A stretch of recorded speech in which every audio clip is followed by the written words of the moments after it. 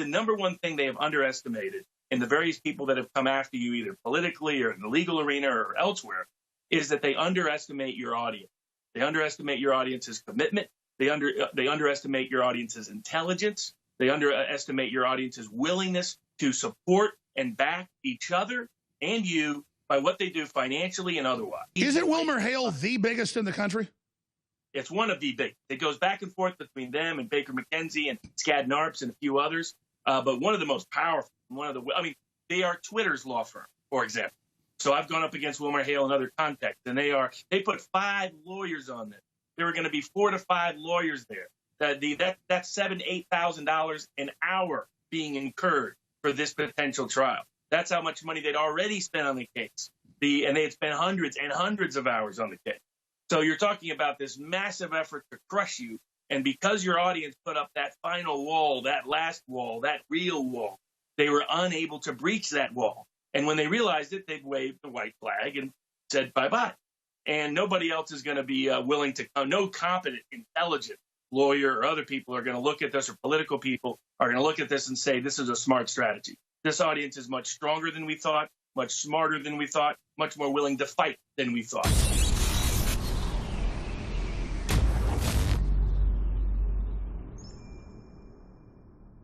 Joining us is Mark Randazza, constitutional lawyer, one of the preeminent First Amendment lawyers out there, along with Robert Barnes, who's also a preeminent civil rights lawyer and First Amendment lawyer as well. You see him all over the news constantly. We'll go to Barnes first here.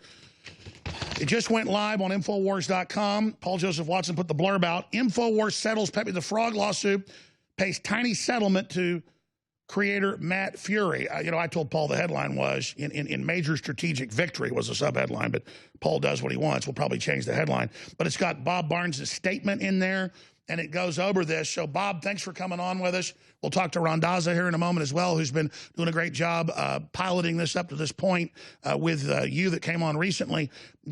Get into why we did this and how big a deal this is. Well, it's an extraordinary outcome and an extraordinary victory. Because to set this up, this was the first major case involving Infowars in federal district court. You had one of the biggest corporate law firms in the country in Winston and Strawn. They employed as many as 5 different lawyers on this case. It would not surprise me at all if they spent over $1 million in legal fees prosecuting this case. They were seeking a $1 million, 7-figure plus damages, potentially in the millions of dollars. It was intended to be the beginning of a death blow to Infowars. And you had Mark Randazza's firm, which did fantastic work on the case across the board, established a unique precedent in the copyright context. And what we always said from the very beginning is that they're happy to pay a licensing fee to anybody, pay licensing fees to people all the time who establish that they, in fact, have a copyright. But what we're not willing to do is to roll over and play dead. We're not willing to let bullies bully. We're not willing to let Democratic Party advocates use lawfare to try to bankrupt their politically disfavored defendants. That's what we have made clear from the inception. So this is an extraordinary outcome across the board, an extraordinary victory across the board. And in particular in that context, for all the people out there that face something in life, whether it's in law or outside of the law, where they're the underdog, where they're the little guy, where they're the David against Goliath, where they're the person getting bullied, and they think they have no chance to resist, no chance to succeed, no chance to prevail. Just look at this case where Infowars took on one of the biggest, most powerful corporate law firms in the world against lawyers that get paid thousands of dollars an hour for their work, that was willing to spend millions to try to come at Infowars. And at the very end of the case, they acknowledged, they conceded, they folded, they admitted that, in fact, this was not $1 million case. This was not some big case. They were not going to have any success in court against Infowars. They were that you fought back so effectively, so persuasively, that the net effect is that Infowars today basically wrote a very small $15,000 check to reflect an honest licensing fee, which we're always happy to pay anybody who honestly owns a copyright. What we're not willing to do is to ever fold or capitulate to people trying to wage politicized warfare and seek $1 million damage. I agree. Let's bring Mark Randazza in, and both of you can go back and forth on this. But this was a big First Amendment case. This WilmerHale, the biggest firm in the country, Democrat firm, has gone after hundreds of people and they've just been capitulating, rolling over. This, I still say it's, free speech, fair use, little bitty frog up in the corner, just something a listener put together. We sold it, barely sold, but I fought it and spent over $100,000 against their millions because I wasn't going to bend over and, to the next person, the next person, the next person, to the gang rape. And when the judge, as I read the transcripts when you guys were in court a few weeks ago doing a great job, said, hey, your maximum damage is $14,000, but I still want you guys to settle this. You don't clog the courts up. I respect the judge. Mark, overall, what do you think of this decision? Mark Randazza. Oh, I mean, look, when they come at us first saying they want $1.2 million in attorney's fees, and then they wind up begging us for a pittance of a settlement, I think that's grounds for a victory lap. I mean, the amount that you wound up paying them for a licensing fee, I mean, when we were calculating what it would have cost for, your first-class flight to L.A., the kind of hotels that we like to stay in and the kind of meals we like to eat, I think our bar tab would have been more than that in L.A. just for the week. So, well, I stay at a Holiday Inn Express. I'm more like, I'm not rich like Warren Buffett, but I'm kind of like a Warren Buffett guy. But no, I mean, just the money it would cost to do it and fight it. I kind of agree with what you said. Well, we're going to come back. You're going to be able to get into this, Mark. But what the judge said, look, he told them, 2 weeks ago, you're not getting any money. And he told us, hey, you're not going to get their copyright. So basically, the judge kind of already ruled, didn't he? Well, I don't know that he said we weren't going to get their copyright. The judge said that it was as a matter of law, it wasn't a ripoff of the Pepe the Toad. I honestly think that if that had gone up on appeal, that would have been reversed. But hey, that was. Hold on, you're going to get the floor when we come back. Mark Randazza, Bob Barnes here with us. This is a big First Amendment case. It's not about me and Pepe and all this other stuff. But I tell you, it gets my attention. Crew comes up and says, hey, an artist made this poster with the symbols, 20-something symbols of the campaign. I go, okay, sure, we'll sell it. Barely sells. I get sued for millions over it. This is crazy. We'll be right back. Welcome back. Alex Jones here live with two of the top First Amendment lawyers in the country. No brag, just fact. Mark Randazza and Bob Barnes. And we'll do it 5 minutes in the next hour on the big free speech battles that are happening, too. Front page, cover of the New York Times, declaring war on mainline kind of progressives that are pro-free speech, like Rubin and people, and calling everybody extremists and brainwashers. I mean, they are scared. They admit because we are popular, and they want us off air. And Trump is now not just signaling, he's saying he is going to take action. We'll talk about that with Paul Watson next hour. But going back to Mark Randazza, we literally just at like 11:20, so 20-something minutes ago, settled this case.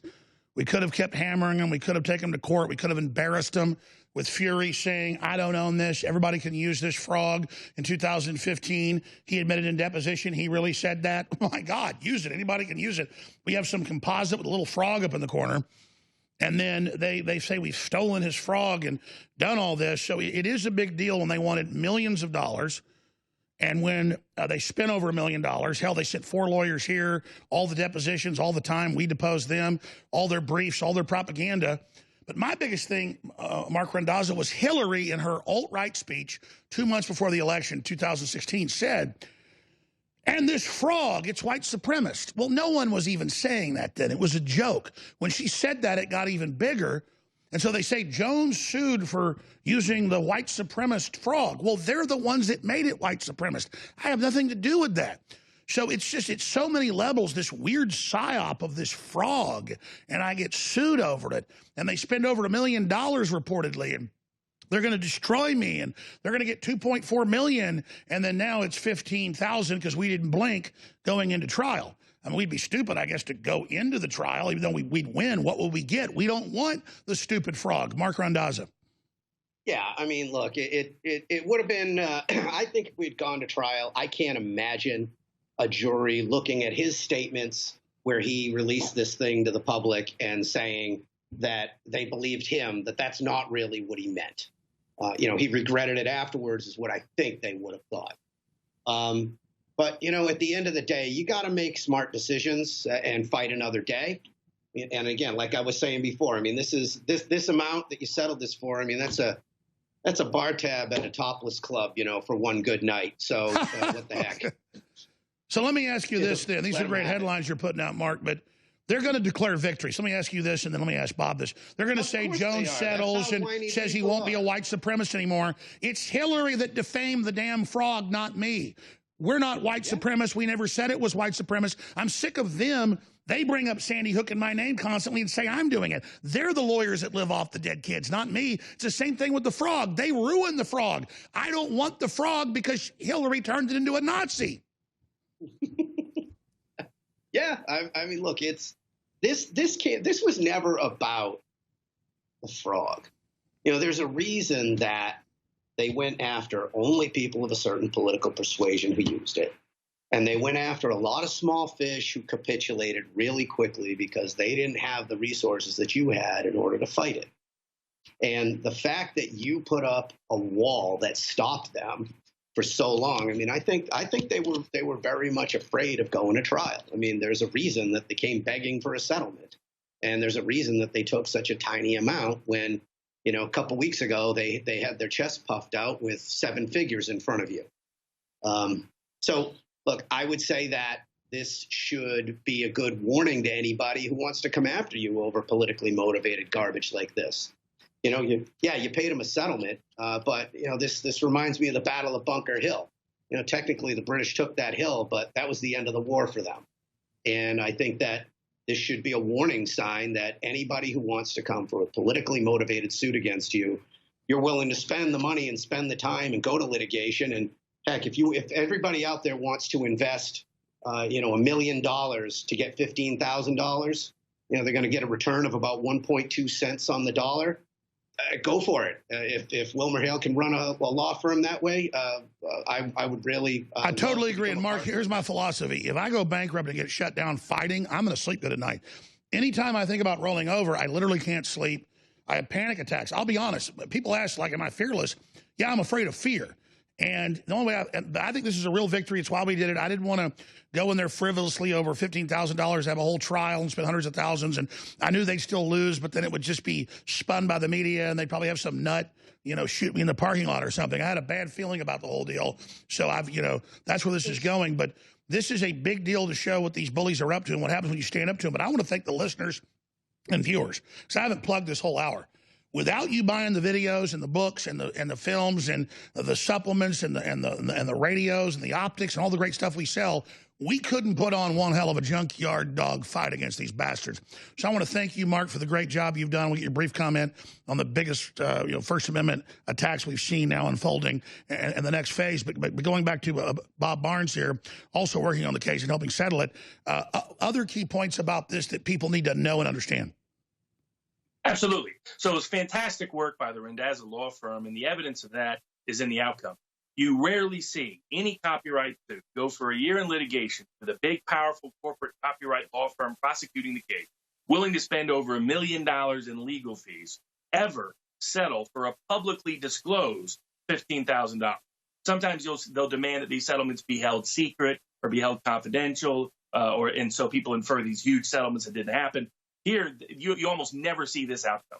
And this outcome is only because of your willingness and your audience's willingness to support you and to back your defense. And because of that, the number one thing they have underestimated in the various people that have come after you, either politically or in the legal arena or elsewhere, is that they underestimate your audience. They underestimate your audience's commitment. They underestimate your audience's intelligence. They underestimate your audience's willingness to support and back each other and you by what they do financially and otherwise. They assume that they could come out. You just said it. Benjamin Franklin said, hang together, hang separate. We've got the real Americana audience, and the tougher it gets, the more they're in there. And as long as we don't back down, they back us. They've been so pissed a few years ago when I thought I was just saying an apology so I get left alone. I didn't get that it was the setup. My audience got it. They were pissed at me. Well, now I get it. Hey, audience, I'm not just physically not surrendering. In death before dishonor, I get what you're right. We're going to raging bull, not back down to anything. And that's better. I don't have to even think things through now. I can just go with my instincts, be a raging bull, and it seems like that's the best way to go. Absolutely. And this outcome vindicates that. This is one of the most extraordinary outcomes ever. I'm writing a book on great underdog success cases in the law. And this will be one of those cases. And so you have the Randazza firm, a small firm against this big, powerful corporate firm, all the political media. Isn't Wilmer Hale the biggest in the country? It's one of the big. It goes back and forth between them and Baker McKenzie and Skadden Arps and a few others. But one of the most powerful one of the, I mean, they are Twitter's law firm, for example. So I've gone up against Wilmer Hale in other contexts, and they put 5 lawyers on this. There were going to be 4 to 5 lawyers there. That's $7,000 to $8,000 an hour being incurred for this potential trial. That's how much money they'd already spent on the case. And they had spent hundreds and hundreds of hours on the case. So you're talking about this massive effort to crush you. And because your audience put up that final wall, that last wall, that real wall, they were unable to breach that wall. And when they realized it, they'd waved the white flag and said bye-bye. And nobody else is going to be willing to come. No competent, intelligent lawyer or other people are going to look at this, or political people are going to look at this and say, this is a smart strategy. This audience is much stronger than we thought, much smarter than we thought, much more willing to fight than we thought. Well, I kept wondering why over the last 4 or 5 years, always the exact amount of money we need comes in to keep operating. And I'm like, why is it always the exact amount? And why? And it's like God's literally telling me, I'm in control. You're in my hands. This has been an amazing time. Randazza, you want to add any other comments to this? No, I have a very big feeling of satisfaction when they put as many lawyers on the other side of the table as I have in my entire firm. And then they squeak out the door with essentially it was like you flipped a coin to them and said, here, kid, get out of my way. Go buy yourself an ice cream. Well, compared to what the costs are, it's true. It's the hysteria. I was in a Mexican food restaurant Saturday night, and I was shaking hands, doing autographs with most people in there, and I walked out. This guy goes, F you. And I didn't turn around, and he goes, F your family. And I shouldn't have done it. I leaned in toward him, and I said, come outside. And then he wouldn't get up. And then his buddy said, I'll kick your ass. I said, both of you, let's go. And then they wouldn't get, they were shaking. And I said, man, I'm not the toughest guy around, dude, but you literally said, F my family. Your mouth needs to stop writing checks you can't cash. But that's this modern world where these guys, they think it's all like posing. They don't get it's the real world. And I think that's with the Hillary worshipers and the rest of them. They don't get that it's coming to rubber meets the road. And there are a lot of people in this world aren't backing down, aren't giving in. And we've got the audience of activists that have got the big brass huevos. And we don't just thank them. I worship God, number one. But I tell you, our audience, when you're like a raft floating on the ocean, man, you love that raft. I love you guys. I really appreciate you. And you two, both of you men did a great job. Let's briefly talk about the New York Times cover story declaring the next phase of the attack on the First Amendment. Live, raw, and unfiltered, and powered by a search for the truth. Doesn't mean we don't make mistakes, but my God, only a few percentage points out of 100. I wish I was wrong. Finishing up here with constitutional lawyers and First Amendment lawyers and all-around whiz kids, Bob Barnes and Mark Randazza, cover page of the New York Times admitting that they plan to take even mainline gay liberals off the internet who don't support censorship of conservatives, claiming we're all dangerous brainwashers. And they've got me right there front and center, Paul Watson front and center. Mark, you want to take this first? I mean, this is just getting insane. Trump's got to act on this. Well, I'm sorry, but I don't think he's going to. I mean, he's had command of the antitrust division of the Department of Justice for 3 years. He's done nothing about online censorship. I mean, I hate to say it on this show, but it seems like the only candidate I've heard from who has any cojones Elizabeth at all Warren. about that. Elizabeth Warren, yeah. I mean, she's at least said she'd be willing to come down into Silicon Valley like Teddy Roosevelt and start breaking up the companies. So why are they overwhelmingly supporting her then? Couldn't that be a feint? Oh, I don't think so. No, I think she's sincere about it. Oh, you think they're kissing her ass because they're scared of her? I think so. I mean, if she gets elected, I think she will at least try. I just don't know that she's going to appoint the kind of people who have the backbone to do it. Well, I agree with you that Trump's talk is cheap. I agree. I'm going to come back with a comment on that. But Barnes, what do you think? Because Trump's now said he's going to go after Twitter. They better watch out. He says antitrust is coming. I agree with Mark. He's waited too long, but I actually think he's getting his engines fired up. Well, yesterday he signaled his response to the New York Times by publicly for the first time saying that Twitter in particular needs to reinstate free speech. And so we'll see. In the past, his escalation has been personal meetings, like he did with Jack at Twitter when you were up there. Then after that, he does, and whether he timed that deliberately or not, at least it was helpful from a public perception perspective.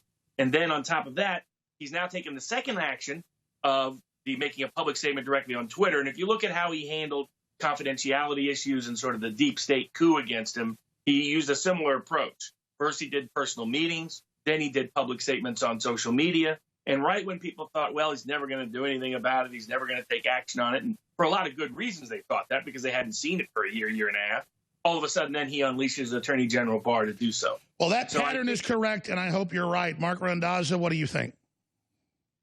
Look, I think that until we have some real motion out of him, I'm not going to give him credit for anything yet. I think he's shown spine when it comes to international trade deals, but he's not shown that spine when it comes to cracking the whip on the 650 area code. And I think it's time that he does that. I agree. Bob? No doubt. It has to happen. I mean, this is accelerating. When the New York Times runs a front page, Sunday New York Times, front page piece that is entirely a fake hit piece, because who's been radicalized over the past 5 years is entirely the left. The right hasn't been radicalized at all. They have the same opinions they had 50 years ago. The left, parts of the left used to agree with them, and on immigration, on issues of censorship, on issues of free speech, on issues of the dangers of politicized, radicalized Islam. All of it, the left is the one that's gone nuts. There's a wide range of studies on this that have been released over the past several years, including by the ANES Survey Institution, where 10% of white liberals just 5 years ago agreed with the idea of open borders, and now a majority do. So what's happening is the mainstream media, it's all been fed by clickbait from the mainstream press. They're becoming completely radicalized while telling those of us that are still sane that we're bad. Great points. I hope you'll both come back for a full hour separate and together. You're always amazing guests. The listeners love you. Mark Randazza, final comment. Look, it's the thing you were saying earlier about how your viewers and your listeners helped out in order to help you win this free speech fight. I can't reiterate that enough. You know, when you have stood up on these cases, you're not standing up just for Alex Jones or InfoWars. You're standing up for everybody's rights. And, now that this case is over, you can kind of start reloading the guns, but there's going to be more. You know that. Well said.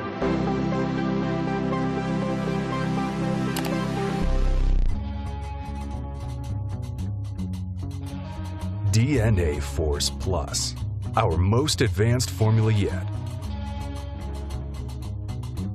DNA Force Plus is focused on overhauling your body's cellular engines and supporting your optimal energy levels while adapting your body to handle the daily bombardment of toxins.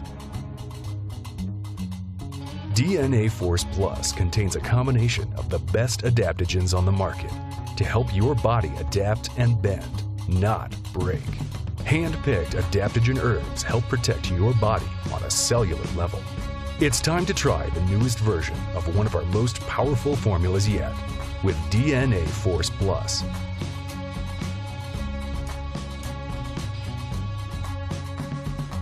Available at InfoWarsLife.com today.